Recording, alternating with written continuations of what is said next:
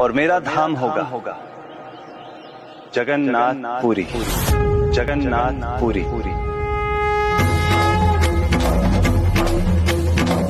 और जितना अपार प्रेम आप सबसे आज मुझे मिला है, मैं घोषणा करता हूं भविष्य में उतना ही प्रेम मेरे जगन्नाथपुरी धाम में मिलेगा।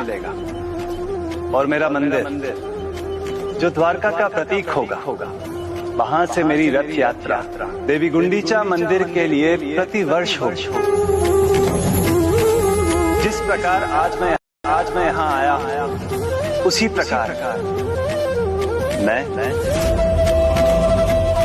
दाऊ बलभद्र जी और बहन सुभद्रा रथ यात्रा करेंगे। और हमारे रथ अश्व नहीं भक्त ही खींच कर लाएंगे, जो इसका प्रतीक है कि सभी की नैया भगवान पार लगाते हैं, किंतु भगवान की डोर भक्तों के हाथ। प्रभु जगन्नाथ की, प्रभु जगन्नाथ की।